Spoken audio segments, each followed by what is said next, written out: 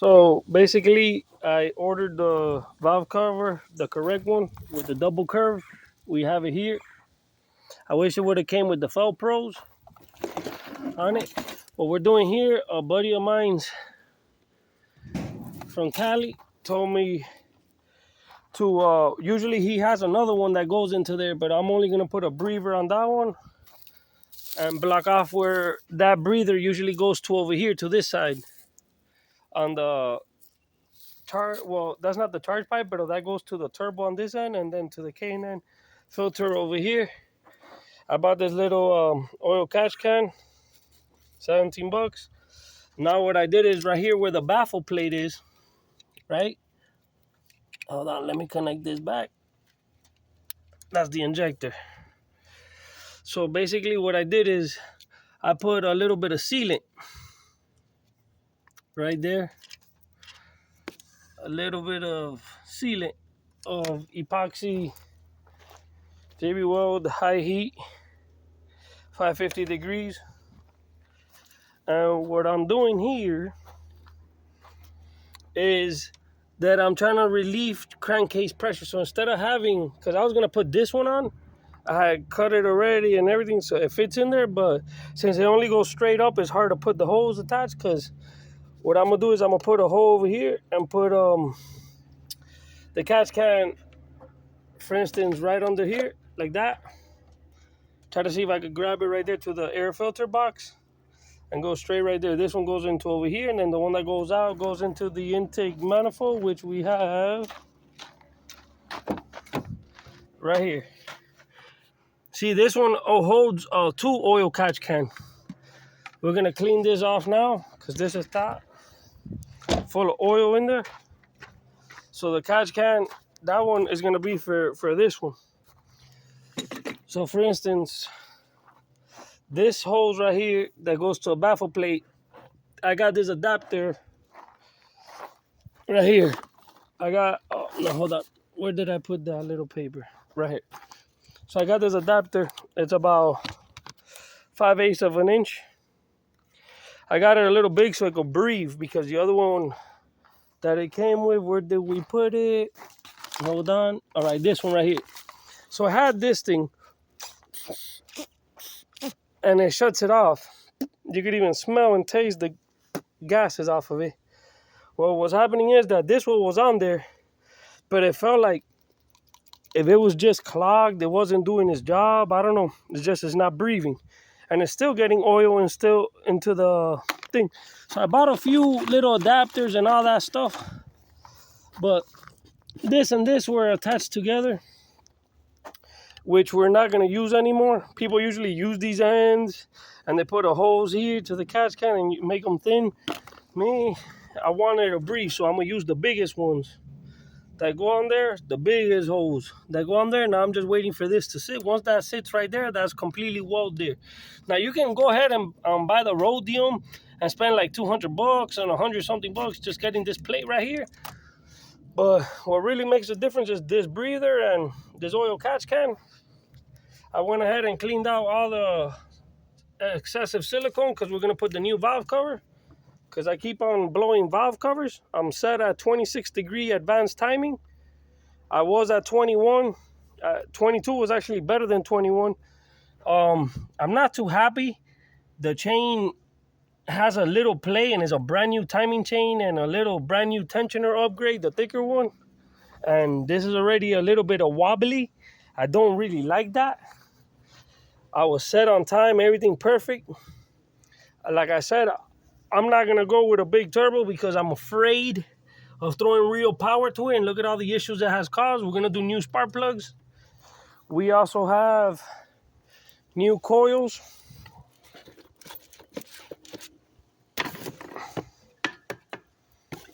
We got the new coils. R4. The brand new plugs. Rhodium. And I'm not going to go with colder. I was at 7. I ran through these spark plugs in less than like 2 months. No bueno. So I'm going to go back to the original specs. We got here a couple block off. We got here a little oil gasket sealant. And I bought this to clean the throttle body Okay, it's full of oil, full of oil, full of oil, and I just finished building it. So basically what was happening is that I had a big major leak. All this right here was full of oil, all that puddle. So I cleaned out all that. It was actually giving me, like if I needed that steering rack, because that's the shit that Ford likes to do. But this car is actually making me poor. So I do not want this shit. You know, if you guys want it, you guys could relocate the battery. I'll give you the big turbo that I have over here with it. I want 1340 because it has only 142 miles I put on it. I'll give you any of those turbos. The best one for you, it'll be that 72 back there. I'll give it to you there. I got a few stuff out here to give. I got an extra spare rim. So if you get a flat tire, you can still ride around the rim. But just remember that the offset on this one was different. So I got that. I got a bunch of fuse boxes. I got a bunch of stuff here. Now the issue is that this car is already getting me like it's not producing, man. It's not like I have. Look, I did the brand new just the alternator, and this battery was $500. A brand new battery, the timing chain, the tensioner. You guys saw the build that I did here. The car is running good. The only problem is that it's smoking because of the leak it had. I put new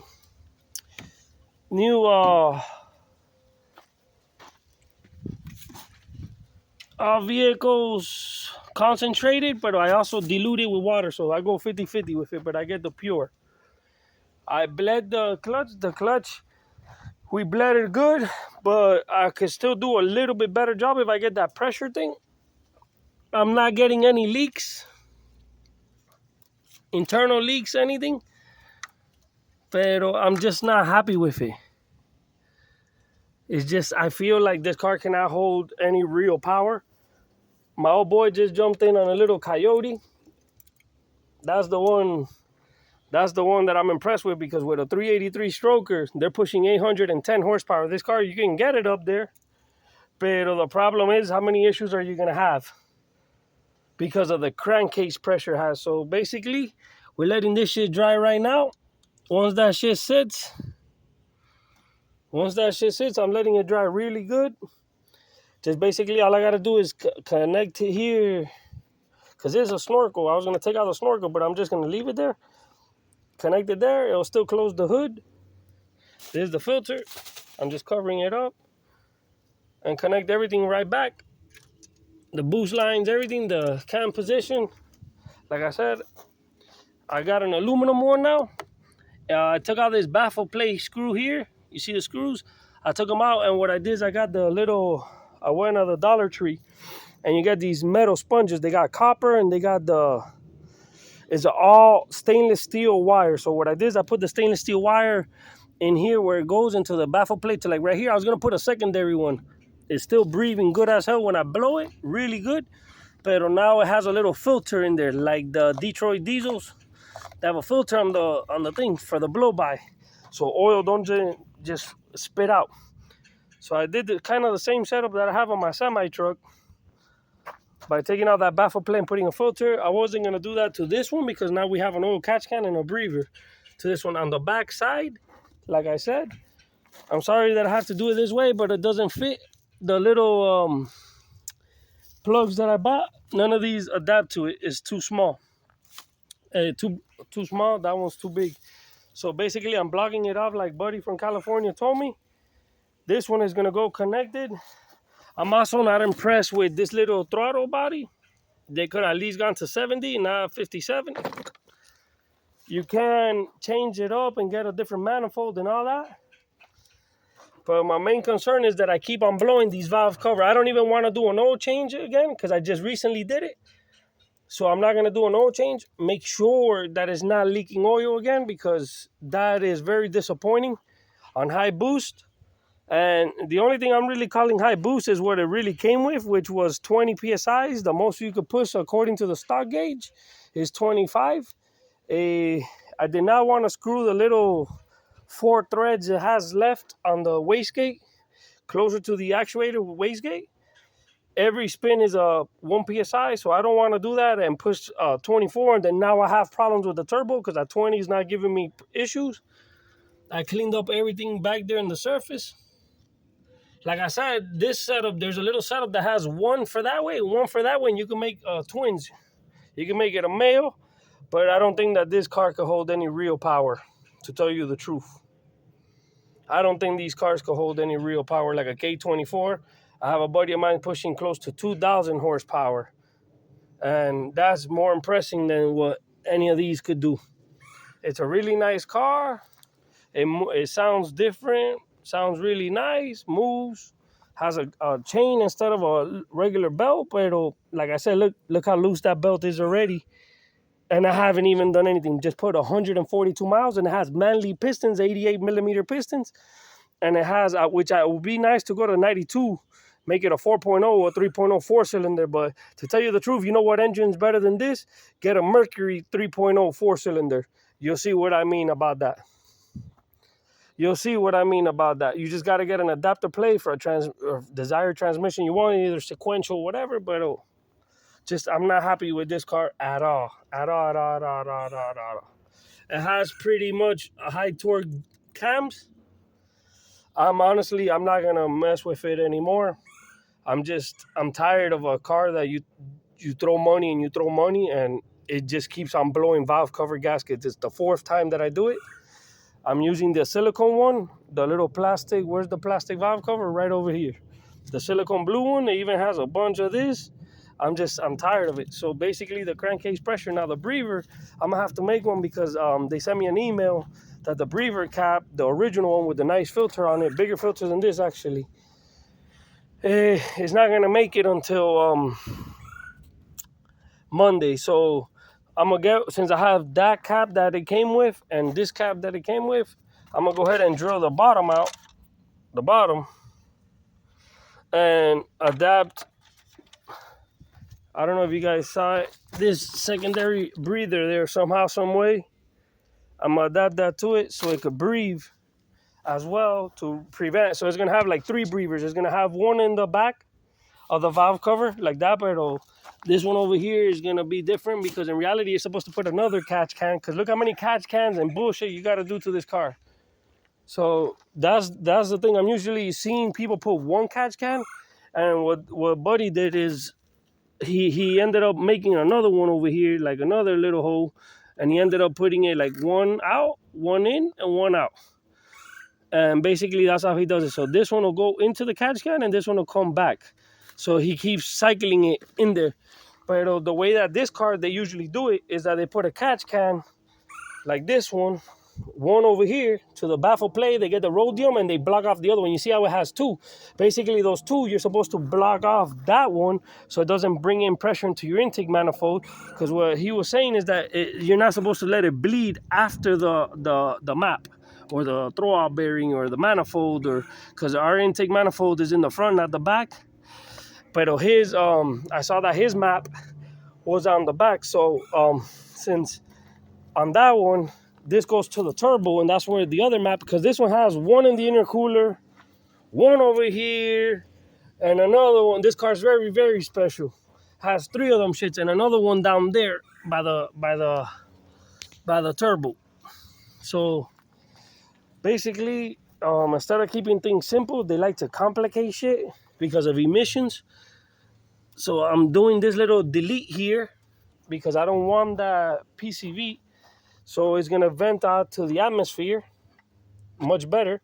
It has a straight cat, and that's all we're basically gonna do here, and hope to God if it blows another valve cover, man. Like I said, I'm just trying to get the money. I went online and I saw a bunch of them with 100 and something thousand miles, 155. They want like 9 grand, 8 grand, 6 grand. This is a fully built engine. Everything is basically almost brand new. You know, if you want to get into bigger injectors and consume more and all that pretty stuff, you can. Basically everything. The only check engine light I got was the spark plugs and the coils. I bought them brand new right here. These were $57, so $60 basically with taxes. And I got these off online. So we're keeping it there original as possible. but I can't take it anymore. I keep blowing valve cover gaskets. And honestly, it's a small turbo. So I don't know why they designed it like that. But I guess at 26 degree, because stock, the timing on stock is 10, according to the inspectors. 10. So we're leaving it there.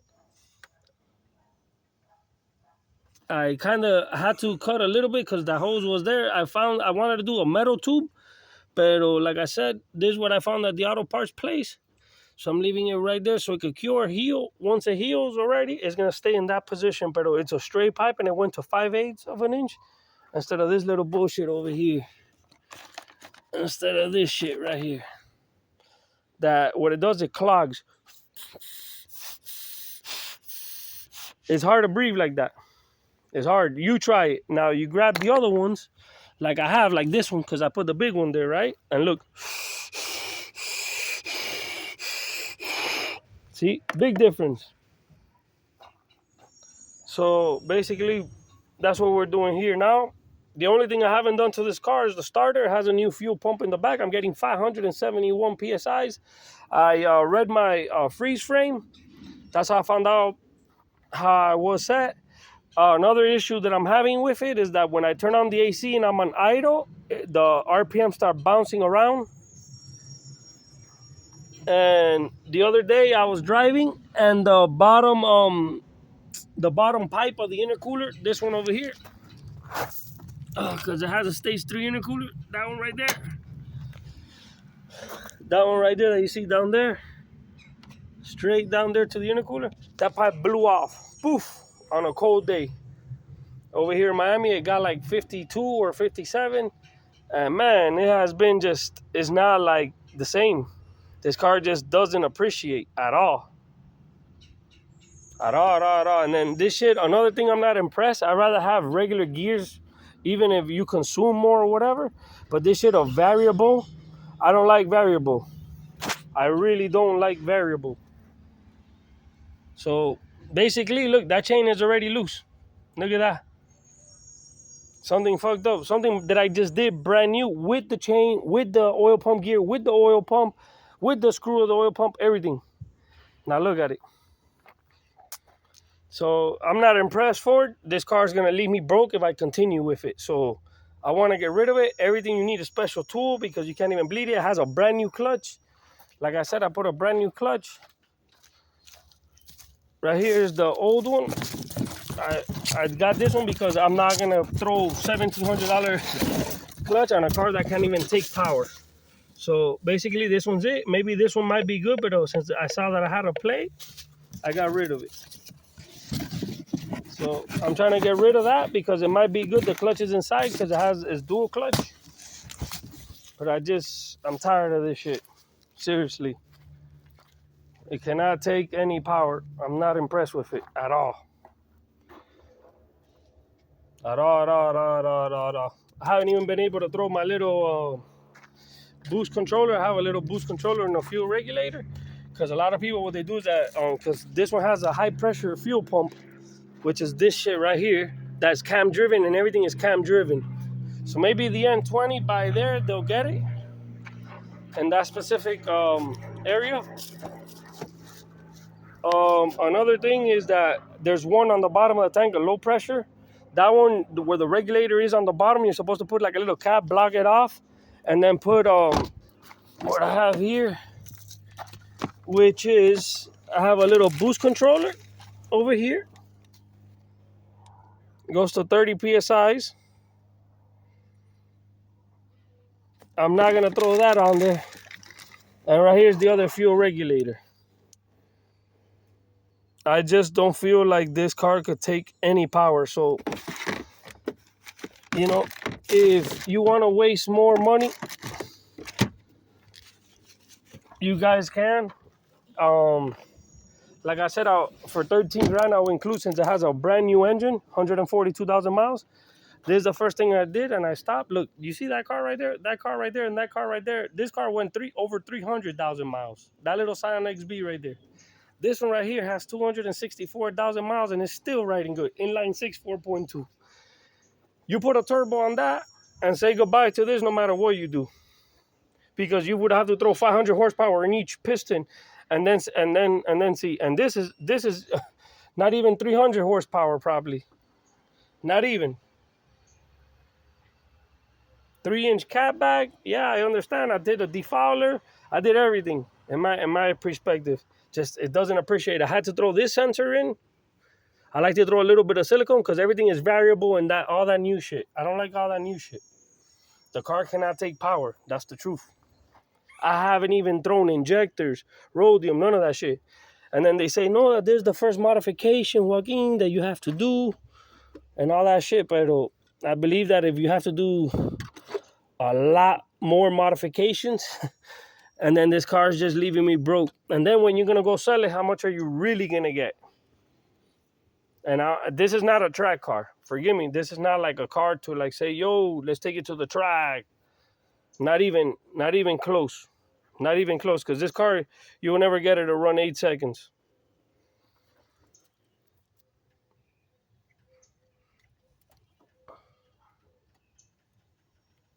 So basically, I'm not impressed with it. I'm waiting just for the epoxy to dry. It doesn't hold any power. It doesn't at all.